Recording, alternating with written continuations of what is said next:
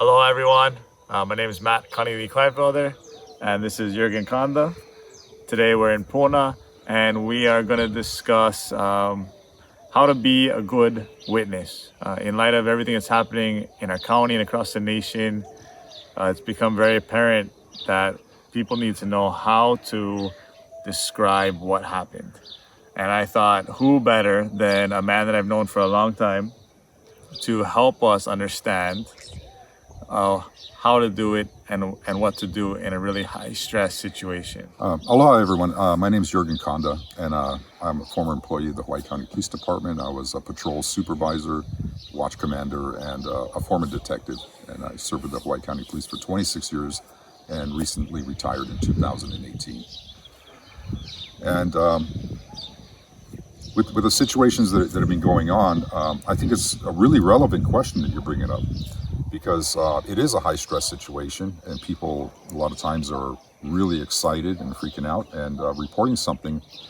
And so it's really good that everybody just become aware of just the basic foundational information or template of what the police dispatchers and the officers will be asking you. And when you call in 911 or you call emergency call, they'll generally prompt you through this. But if you haven't been paying attention, then you may not have a lot of information for them. So here's the things that they're gonna want ask you. Number one, they're gonna ask you about the suspect's description. So universally in any crime, they want to know the suspect's description, and it's going to be obviously the height, weight, what gender, what nationality, what kind of clothing. They're going to ask shirts, what kind of pants, shorts, what kind of footwear, was it slippers, shoes, etc. And they'll really break it down.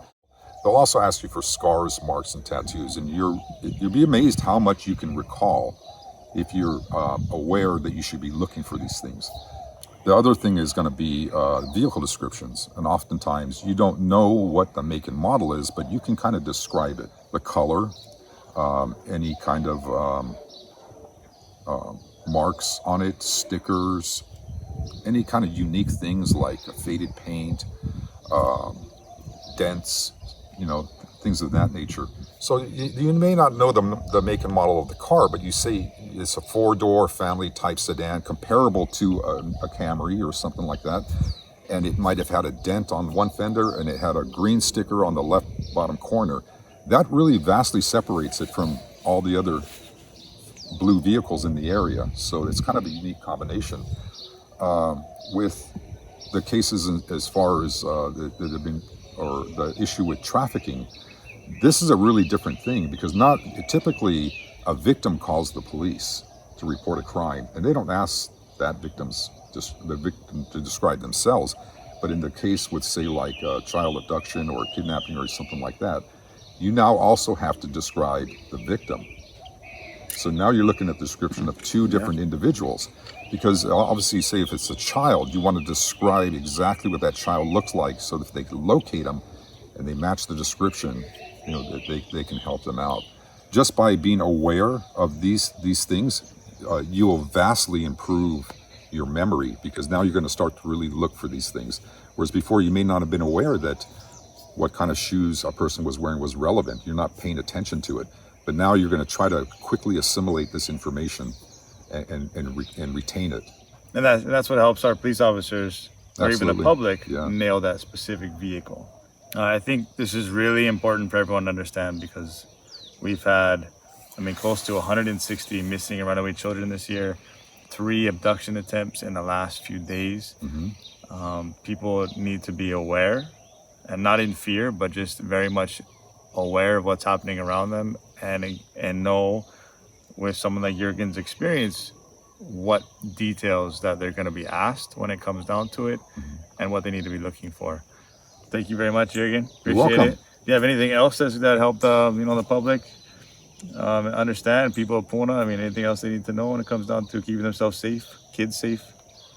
Well, we just really appreciate the community's involvement in assisting the police, and everybody being aware, and just the aloha that everybody shows to their neighbors. That's and the community spirit that we have out here has vastly improved our quality of life and making the place safer. We need to have strength in our communities, and it's through balance. We have to find that strong balance in our communities between police and community. And really what we're talking about is having everyone come together, and that's why we're putting this knowledge out there, because Absolutely. you have the experience and people need to know, and this is how we bridge that gap. Yeah. Yeah. So appreciate the opportunity to share Thank with you. you.